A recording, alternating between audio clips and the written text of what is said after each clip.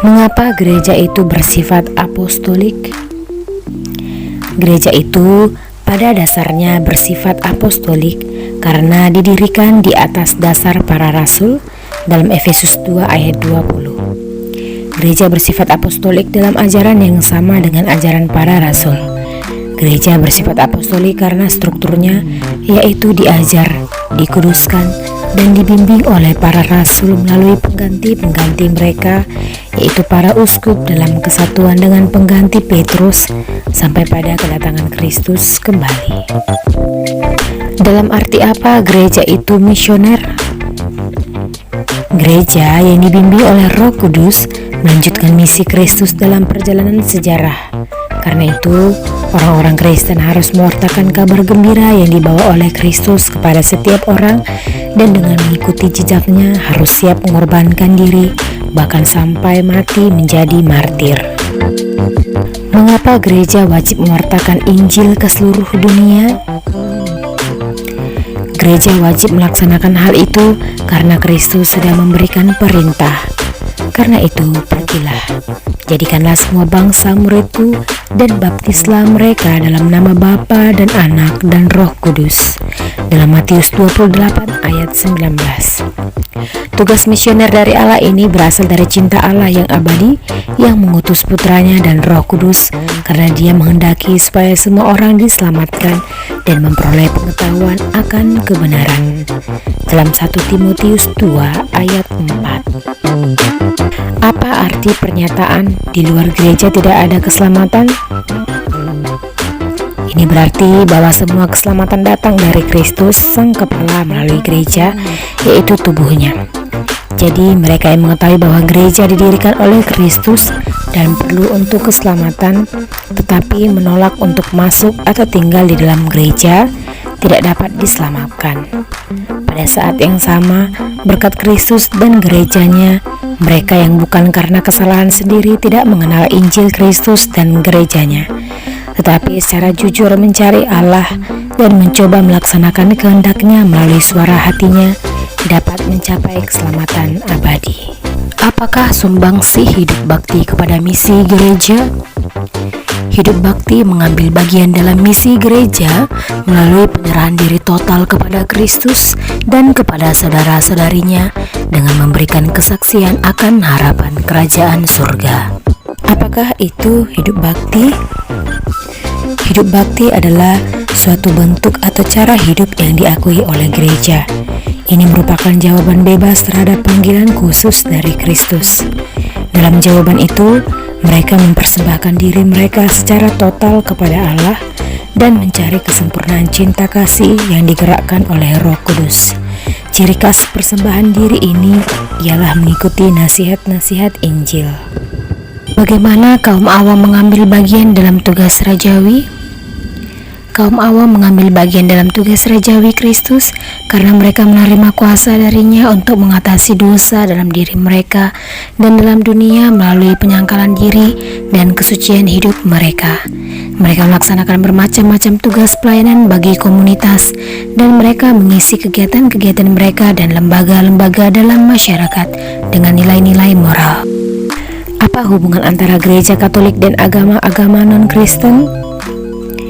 Terdapat hubungan antara seluruh bangsa manusia yang berasal dari sumber yang sama dan mempunyai tujuan yang sama. Gereja Katolik mengakui apa yang baik dan benar dalam agama-agama lain itu yang berasal dari Allah dan merupakan pancaran dari kebenarannya. Dengan demikian, merupakan persiapan untuk menerima kabar gembira dan dorongan untuk persatuan umat manusia di dalam gereja Kristus. Apa hubungan gereja Katolik dengan bangsa Yahudi? Gereja Katolik mengakui hubungan khusus dengan bangsa Yahudi di dalam fakta bahwa Allah memilih mereka untuk menerima sabdanya sebelum bangsa-bangsa lain. Mereka diangkat menjadi anak, dan mereka telah menerima kemuliaan dan perjanjian-perjanjian dan hukum Taurat dan ibadah dan janji-janji.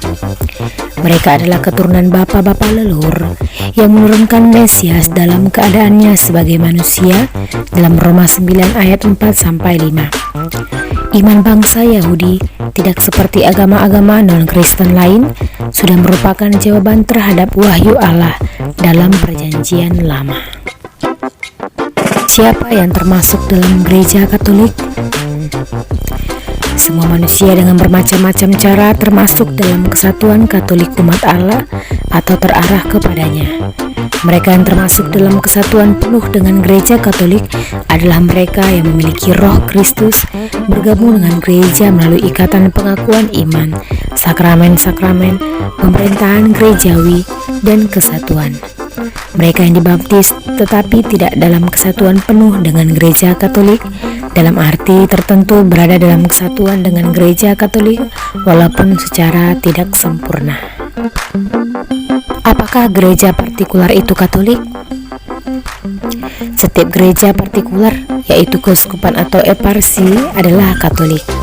Gereja itu terbentuk oleh komunitas orang-orang Kristen yang ada dalam kesatuan iman dan sakramen dengan uskup mereka yang ditahbiskan dalam tradisi apostolik dan dalam kesatuan dengan gereja Roma yang memimpin dalam cinta kasih atau Santo Ignatius dari Antioquia. Mengapa gereja disebut Katolik? Gereja itu Katolik artinya universal, sejauh Kristus hadir di dalamnya. Di mana terdapat Kristus, di sana jugalah gereja Katolik atau Santo Ignatius dari Antioquia.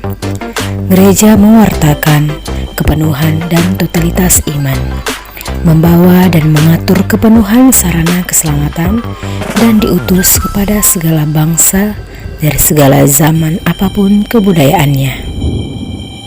Dengan cara bagaimana gereja itu kudus?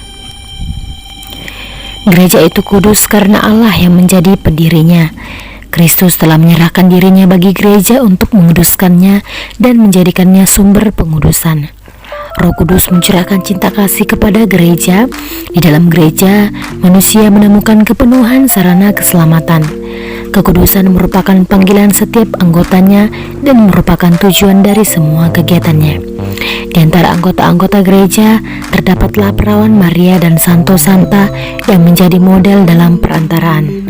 Kekudusan gereja merupakan sumber pengudusan bagi anak-anaknya yang di dunia ini mengakui diri mereka sebagai pendosa yang selalu membutuhkan pertobatan dan penyucian. Bagaimana seseorang dapat berkarya untuk persatuan umat Kristen? Kerinduan untuk mempersatukan kembali semua orang Kristen adalah rahmat dari Kristus dan panggilan Roh Kudus. Kerinduan ini melibatkan seluruh gereja dan perlu diikuti dengan pertobatan hati, doa, pengakuan sebagai saudara satu sama lain, dan dialog teologis. Bagaimana dengan orang-orang Kristen non-Katolik? Di dalam gereja dan komunitas-komunitas gerejawi yang terpisah dari kesatuan penuh dengan gereja Katolik, dapat dijumpai banyak unsur pengudusan dan kebenaran. Semua anugerah ini berasal dari Kristus dan mendorong pada kesatuan Katolik. Anggota-anggota gereja dan komunitas ini dipersatukan ke dalam Kristus melalui sakramen pembaptisan, dan karena itu kita mengakui mereka sebagai saudara-saudara kita. Di mana terdapat gereja Kristus yang satu?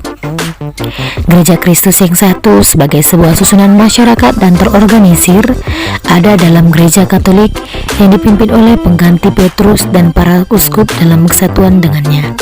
Hanya melalui gereja inilah orang bisa mendapatkan kepenuhan sarana keselamatan, karena Allah sudah mempercayakan semua berkat perjanjian baru kepada persekutuan apostolik yang dikepalai oleh Petrus. Mengapa gereja itu satu?